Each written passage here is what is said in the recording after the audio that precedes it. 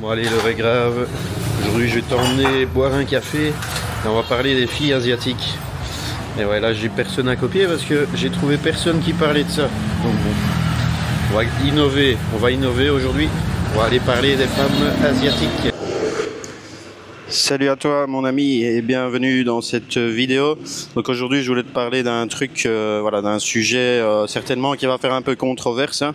Parce que bon, dès qu'on parle de ça, souvent on se fait rouer de coups dans les commentaires, mais bon, je prends le risque, hein. De toute manière je parle de mon point de vue personnel, de mes expériences personnelles, donc voilà, ça n'engage que moi, c'est ma vision des choses.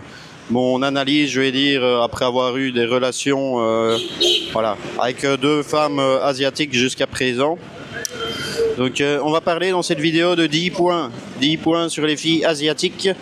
Aujourd'hui j'ai changé de cadre, hein. Le café où je vais habituellement, où il y a des jolies filles en arrière-plan, ben, il n'est pas là.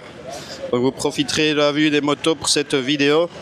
Enfin bref, on va commencer tout de suite avec les 10 points sur les relations avec une personne vietnamienne et peut-être de manière un peu plus générale avec une fille asiatique. Mais bon, dans ce cas-ci, on va parler de vietnamienne parce que ma petite amie est vietnamienne et donc c'est mon expérience la plus récente sur laquelle je vais parler. Alors, point numéro 1.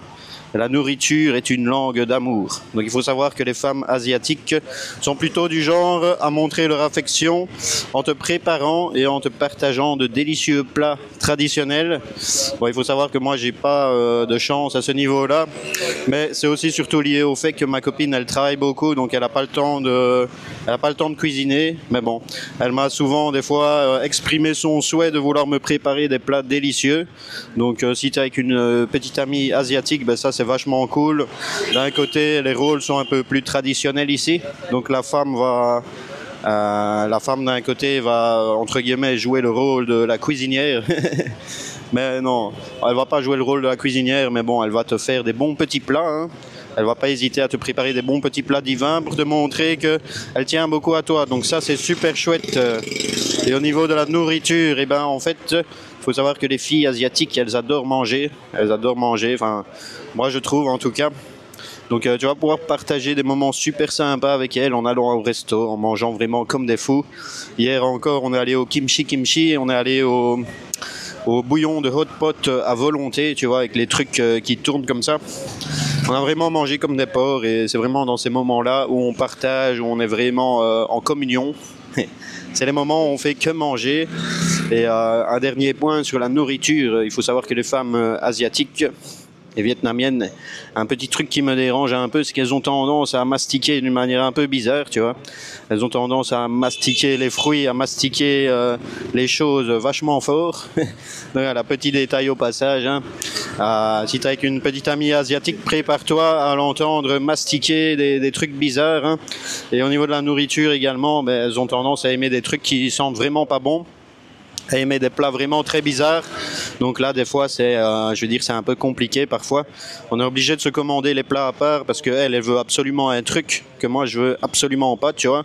Par exemple, ici, elle va te manger une soupe avec de la cervelle, tu vois. À manger de la soupe avec de la cervelle et quand elle a trop envie de manger ça, ben, je lui dis écoute, commande-toi ton truc. Moi, je vais me commander un autre truc. Enfin voilà. Faut savoir qu'elles aiment bien aussi des plats un peu chelous, quoi. Et elles aiment bien les petits snacks qui puent, genre les snacks de poulpe. Tu vois, des fois, je lui achète des snacks qui sentent vraiment pas bon du tout. Et je t'avoue qu'à ce niveau-là, tu subis un peu des fois entre les bruits de mastication et les odeurs cheloues. Donc voilà, ça c'est un point à savoir dans les relations avec une fille asiatique, avec une femme vietnamienne. Des fois, au niveau de la bouffe, ça va être cool, mais des fois, ça va pas être cool, tu vois. Donc voilà. Point suivant, la galanterie est primordiale. Donc comme je te disais, ici on est un peu plus à l'ancienne, hein. C'est comme si on remontait dans le passé par rapport à l'Europe. Au niveau de la galanterie, ben ici c'est hyper important, tu vois. Au début de ma relation, c'était compliqué parce que j'avais pas encore les réflexes. J'étais quand même galant de base, donc ça passait. Mais ici, il faut vraiment être galant en 100%, tu vois. Dès qu'il y a une porte à ouvrir, c'est ta main qui touche la poignée, c'est ta main qui ouvre la porte, c'est pas sa main, tu vois. Dès qu'il y a un truc à porter, c'est toi qui portes. Hier encore, ma copine, elle a ramené un sac de riz. Elle a ramené un sac de riz de 3 kilos. De 5 kilos, de 10 kilos, je sais pas, mais il était super lourd. Et évidemment, ben, c'était à moi de le porter. Quand on part en voyage, tu vois, on a souvent des valises. Quand on part en voyage, on a souvent des valises. Et ben, c'est qui porte tout? Quand madame ne porte absolument rien, ben c'est moi. Parce que ici, il faut être galant, tu vois. Il faut également payer les repas. Tu vois, c'est dans la culture ici que l'homme offre. L'homme va offrir les repas à sa dame. C'est c'est de la galanterie. C'est dans les mœurs ici. Et en fait, si tu fais pas ça, ça va rejoindre le point suivant. Mais tu vas être jugé comme quelqu'un de pas sérieux, de pas stable. Un mec qui arrive au premier date et qui veut split la bille, tu vois, en Europe c'est comme ça que ça se fait, hein, mais les mœurs sont différents, les femmes et les hommes gagnent à peu près la même chose. Bon, cette mentalité a tendance à évoluer dans les grandes villes en Asie, mais de manière générale, ça reste toujours bien ancré que voilà, c'est à l'homme de payer, et en particulier au premier rendez-vous. Si tu arrives et que tu fais le radin, ben, tu vas être perçu comme quelqu'un de pas galant, comme quelqu'un de pas stable financièrement. Et du coup, c'est le point suivant. Ici, on valorise la stabilité. Les femmes, elles recherchent un partenaire fiable. Elles recherchent quelqu'un qui a des projets clairs pour l'avenir. Elles recherchent quelqu'un qui a une stabilité financière. Voilà, quelqu'un qui tout simplement va pouvoir lui permettre d'avoir un confort de vie, d'avoir une sécurité, tu vois, un homme qui au final remplit l'homme, le rôle masculin, tu vois. Donc c'est quelque chose qui est recherché ici. Ça fait partie des critères, je vais dire, primordiaux. Voilà, c'est quelqu'un qui est sérieux, qui cherche la stabilité, qui cherche à s'engager. Voilà, quelqu'un qui est juste là pour faire la fête, s'amuser, enchaîner les relations. Ben voilà, il va pas être bien accueilli par ces demoiselles. Donc voilà. La stabilité, c'est quelque chose d'important ici. Ensuite, on a un certain respect des normes sociales. Et là, c'est un peu plus le cas au Vietnam. Donc, tu as vraiment le contexte où, en fait, l'homme doit être plus âgé, tu vois. Il y a vraiment cet aspect-là. C'est vrai qu'ici, on me demande souvent, quand je dis, bah tiens, j'ai une petite amie, on me dit, oh, quel âge tu as? Oh, quel âge elle a, tu vois. Donc, il y a vraiment une valorisation du fait que l'homme doit être un peu plus âgé que la femme. Ça rejoint également le point de la stabilité. Donc, c'est un peu bien vu ici que l'homme soit idéalement légèrement plus âgé. Mais c'est vrai qu'en Asie, il n'y a pas de souci à ce que l'homme il soit vachement plus âgé, tu vois. Tant qu'il remplit les autres critères de stabilité, ça reste parmi les critères les plus importants. Tu vois, la beauté, etc. C'est des critères aussi, mais qui sont moins importants que ces critères-là. Donc, tu dois être stable, tu dois être légèrement plus âgé pour remplir toutes les cases du partenaire idéal. Et oui, c'est vrai qu'en Asie, il y a un peu moins de soucis à avoir des relations avec des écarts d'âge très grands, mais c'est toujours mieux que ça soit l'homme plus âgé que l'inverse, que la femme plus âgée. Sinon, ici, c'est assez mal vu. Ça peut être mal perçu par la famille, ça peut être mal perçu par l'entourage, et la petite amie peut avoir du coup des questions, des remarques, donc ça ne va pas être plaisant pour elle. Alors... Point suivant, elles ne sont pas aussi timides qu'on l'imagine. Ben, c'est vrai que ça, c'est assez personnel. C'est vrai qu'au départ, on a un peu le cliché, tu vois, que les femmes asiatiques, elles sont hyper timides, tu vois. Vraiment, on a ce cliché-là en tête. Enfin, moi, je pense que les filles asiatiques, elles sont super timides, que ça soit sur le plan affectif ou sur le plan, conjugal. Mais au final, ça dépend de chaque personne, tu vois. Et je trouve que de manière générale, ben, c'est pas du tout le cas. Tu vois, on peut se dire oui, madame, elle va pas vouloir se faire des petits bisous en public et tout. C'est vrai qu'ici, c'est un peu moins la norme, tu vois. Les démonstrations affectives en public, c'est moins la norme, mais ça se fait quand même, tu vois. C'est pas non plus parce qu'elles sont timides, c'est plutôt parce que ici on fait pas trop ça en public, mais ça arrive de le faire quand même, tu vois. Il y a pas une gêne, une interdiction à ce niveau-là. Et sur le plan conjugal, ben on est parfois surpris hein, quand on sort avec une amie asiatique, on va penser qu'elle est super réservée, super timide, qu'il va jamais rien se passer, tu vois. Mais au final, c'est pas du tout le cas. Alors, point suivant, elles sont vraiment aux petits soins pour leur partenaire et ça, c'est un truc qui est vachement cool dans la relation avec une fille asiatique, je trouve, c'est qu'elles sont vraiment aux petits soins avec toi, tu vois. Elles vont vraiment prendre un grand soin de toi et ça se voit surtout, j'ai surtout remarqué dans les fois où j'étais malade, tu vois. Les fois où j'étais malade, je voyais bien que ma copine elle était vachement inquiète pour moi, tu vois. Qu'elle prenait un soin monstre pour moi, qu'elle me forçait à prendre des médocs que j'avais pas forcément envie, mais parce qu'elle voulait bien faire. Elle voulait que je guérisse. Elle me mettait plein de serviettes partout sur mon corps, tu vois, pour refroidir mon corps. Ah putain, les motos ici, j'espère que ça va aller le son de la vidéo parce qu'ils abusent à mort. Donc, ouais, elles sont vraiment aux petits soins, et surtout quand tu es malade. Hein. Ma copine, elle me faisait des massages quand j'étais pas bien, elle prenait soin de moi à mort, elle me mettait des serviettes chaudes, tu vois. Elle faisait en sorte que je mange, tu vois. Elle me demandait tout le temps, est-ce que tu as pris tes médicaments? Est-ce que tu as pris tes médicaments? Enfin, bref, elles ont vraiment aux petits soins. Et même dans un contexte où tu n'es pas malade, tu vois. Des fois, je suis pas malade, je suis un peu fatigué, comme ça. Elle me dit, oh, bah, tiens, aujourd'hui, je vais te faire un massage. Et elle me fait un massage de 1 heure, tu vois. Elle me fait pas un massage de 5 minutes en mode, on fait un peu les pouces comme ça dans le dos.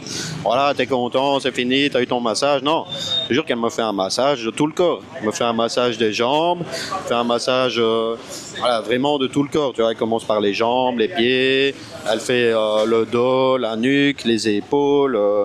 Elle me fait même des fois un peu de cracking, tu vois, elle craque le bout des doigts, des trucs ainsi. Elle me fait un massage hyper qualité. Donc ça, c'est vachement agréable dans la relation.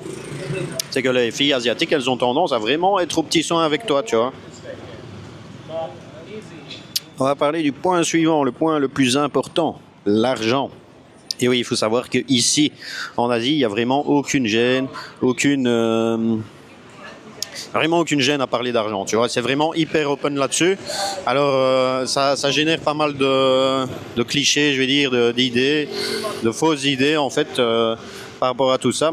Parce que vraiment, les Asiatiques, ils sont à l'aise de parler d'argent. Il n'y a pas de souci. Ils peuvent parler de ça entre collègues, entre amis, dans la famille.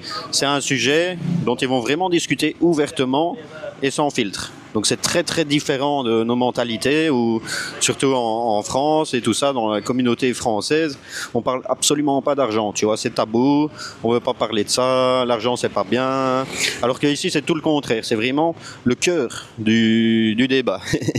Donc ça rejoint aussi le point de la stabilité et tout ça. C'est que les finances, la stabilité économique, c'est un sujet qui est vraiment abordé. Ta copine, elle va vouloir savoir voilà, si tu as les moyens d'être stable, si tu as les moyens de, je veux dire, de lui faire vivre des trucs sympas. Enfin, ça va vraiment être le cœur des relations, parce qu'au final, l'argent dans la vie, c'est important. On va pas se voiler la face. L'argent, c'est le moteur. Tu vois, l'argent, c'est le carburant qui fait tourner le moteur. Si t'as pas d'argent, t'as pas de nourriture. Si t'as pas d'argent, t'as pas de petits voyages sympas. T'as pas de, voilà, tu sais pas prendre soin de la famille. Donc, l'argent est important. On va en parler ouvertement. On va vraiment parler du cash. Et c'est vrai que ça peut être un peu déstabilisant au début, parce que tu dis, tiens, elle me parle d'argent. En fait, elle ne veut qu'à mon argent. Tu vois, comme on n'est pas habitué à ça, c'est un peu déstabilisant au début. Mais il faut vraiment comprendre qu'ici, c'est dans les mœurs, tu vois. C'est dans les mœurs de parler d'argent. Et au final, il n'y a pas de souci avec ça, tu vois. Il faut passer outre notre gêne francophone de l'argent. Et puis au final, c'est un sujet tout à fait normal de parler de l'argent dans le couple. C'est au final, c'est primordial, tu vois. Donc voilà, donc elle va te parler d'argent. Et des fois ça va faire chier, parce que c'est vrai qu'ils ont tendance à parler d'argent beaucoup plus que nous. Donc c'est vrai que des fois c'est déstabilisant. Tu vois, tu te dis, ah putain, elle me parle encore d'argent. Mais en fait voilà, ici c'est comme ça, tu vois. Et alors le point suivant, les petites attentions sont très importantes. Et oui, donc ça rejoint aussi le point de la galanterie. Mais c'est vrai que les gestes simples comme offrir des fleurs, tu vois. Offrir des fleurs ici c'est vachement important. Il y a plein de magasins de fleurs, tu vois. Des autres petits gestes qui sont importants, par exemple, tu vois, ma copine, elle finit le boulot. Souvent je lui achète des snacks. Je lui achète des snacks qu'elle aime bien. J'achète des mangues, j'achète des pommes, j'achète des squids, du poulpe là, qui pue à mort. C'est des petites attentions, tu vois, ça rejoint aussi la galanterie, le fait d'ouvrir les portes et tout ça. Ici, les petites attentions comme ça, c'est vraiment ce qui va faire de toi un super partenaire, tu vois.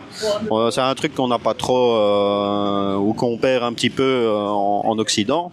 Mais ici, voilà, c'est vraiment important d'avoir ces petits gestes-là. Et quand tu les fais, vraiment, ça va être le ciment de ton couple. Si à un moment, tu fais plus trop ces petits gestes-là, ben, va se dire, putain, mais tu m'aimes plus, en fait. Tu m'achètes plus mes snacks, j'ai pas eu de bouquet de fleurs depuis longtemps, tu vois. C'est comme ça ici. Avoir les petites attentions, ben, c'est ce qui fera de toi un bon partenaire, tu vois. Et c'est ce qui entretiendra bien la relation, tu vois. Donc alors, le point suivant, la famille est prioritaire. Et oui, il faut savoir que ici, mais c'est un peu différent. Tu vois, il n'y a pas de système de pension. Les grands-parents, comment ils survivent? Parce que les enfants de ces grands-parents prennent soin d'eux. Tu vois, à la fin de leur vie. Eux, s'ils savent plus travailler, ils ont leurs enfants qui sont censés prendre soin d'eux. Tu vois, c'est comme ça que ça se passe. Il n'y a pas de système de pension. Les systèmes de pension, c'est les enfants qui doivent prendre soin de leurs aïeux. Tu vois. Donc, être en couple avec une personne asiatique, être un bon partenaire, mais c'est également pouvoir maintenir un bon lien familial avec la famille. Et si tu sais, participer au bien-être de ses parents, tu vois. On va te demander, c'est pas... moi, ça m'est arrivé plusieurs fois. Par exemple, ici, c'est le Tet, tu vois. Donc, on va aller dans sa famille. Et en tant que petit ami d'une fille vietnamienne, pendant le Tet, pendant le Nouvel An bouddhiste, il est de bon ton, de ma part, de venir avec un petit cadeau, tu vois, de venir avec un petit cadeau. Et également, dans la culture ici, d'aller acheter des vêtements. C'est comme ça, tu vois. Tu vas faire les magasins et tu vas racheter des vêtements pour la famille, tu vois. C'est un peu ce que j'ai compris. Ramener des petits cadeaux et vraiment dans l'avenir, écoute, quand tu seras plus âgé, ta petite amie, elle devra prendre soin de ses parents, et donc si elle est avec toi et que toi tu dois prendre soin d'elle, indirectement tu prendras soin de ses parents, tu vois. C'est un peu comme ça que ça fonctionne aussi ici. Le partenaire met bien sa compagne, la compagne met bien ses parents, tu vois. Donc au final, c'est toi qui mets bien un peu aussi les parents, tu participes à tout cela, tu vois. Bon allez, on va passer au 10e point. Elles aiment rire et profiter de la vie. Donc malgré les stéréotypes, tu vois, les filles asiatiques, elles sont pas froides comme ça. Même tout le contraire. Tu vois, ma copine, elle adore délirer. Tu vois, moi, j'aime bien délirer avec elle. Des fois, on se fait des petites blagues à la con. Tu vois, l'autre fois, j'avais une petite tache de chocolat sur mon t-shirt. Je me disais, oh, tu as la crotte de chien sur toi. Et moi, je disais, oui, j'aime beaucoup les crottes de chien. C'est trop bon, tu vois. Bon, des petits délires comme ça, tu vois. Voilà, petits délires un peu scatologiques même des fois. En tout cas, ça l'a fait délirer, tu vois. Bref, des fois, je lui fais des petites danses à la con, tu vois, des trucs vraiment délirants, tu vois.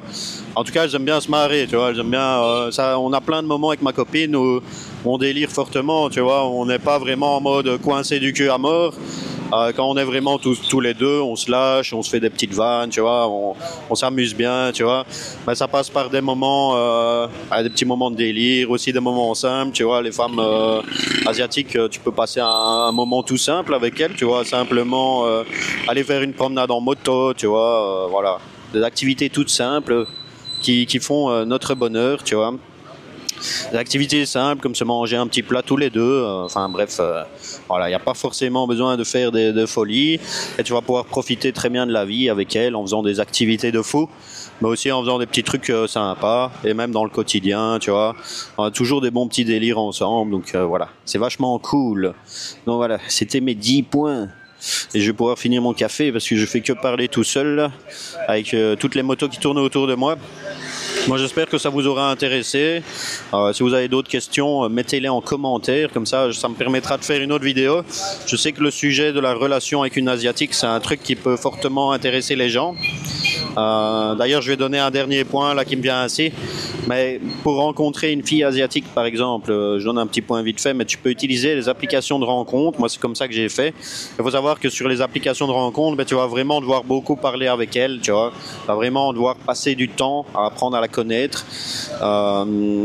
Et après, quand il y aura une confiance établie, tu pourras la rencontrer. Tu vois, il y a un peu au début le besoin de parler un petit peu plus. Les filles asiatiques ne sont pas du genre à te rencontrer le premier soir, mais ça dépend, tu vois.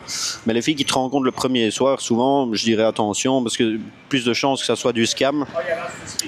Et sinon, si jamais tu peux aussi rencontrer une fille dans la rue, mais je pense qu'un échange... tu vois, quand tu vas rencontrer une fille qui te plaît dans la rue, il y aura toujours une phase sur le téléphone, entre guillemets, tu vas la rencontrer, tu vas dire écoute, tu me plais bien, vous allez échanger le contact via l'application Zalo, WhatsApp, je ne sais pas quoi, et ensuite vous allez discuter. Donc je pense qu'il y a toujours une phase un peu de de texting. Donc voilà, entraîne-toi là-dessus, sois galant. Mais ça, je ferai une vidéo peut-être un peu plus dédiée à tout cela, au fait de comment rencontrer une fille asiatique sympa, une fille asiatique qui est une bonne personne, tu vois, qui a un travail normal, tu vois, qui n'est pas une fille de bar ou un truc ainsi. Voilà. Pour cette vidéo aussi, je vous laisse. N'hésitez pas à poser des questions en commentaire, car je reprendrai vos questions pour faire le sujet d'une autre vidéo. Donc, comme je le disais, c'est un topic qui doit vraiment intriguer beaucoup de personnes. Je vois vraiment peu de sujets là-dessus. Voilà, je ferai certainement une fois une vidéo avec madame pour répondre aux questions avec elle. Et voilà, moi je vais vous laisser. N'oubliez surtout pas de vous abonner, s'il vous plaît. De 1, pour me faire plaisir. C'est super important pour moi. C'est un petit geste pour vous, mais pour moi c'est un geste hyper important. Et de 2, pour suivre la suite du contenu en lien avec tout ce que je vous raconte là. Donc voilà, abonnez-vous, lâchez un petit commentaire et profitez bien. Et je vous souhaite plein de bonheur, plein de joie dans votre vie future. Et moi je vais vous laisser et finir mon petit café d'A. Vas-y, le menu du jour, hein. Après avoir parlé pendant des heures. Pour 1,80 € ici, j'ai ça. Voilà. Petit bouillon, petit eau, du riz, du poisson.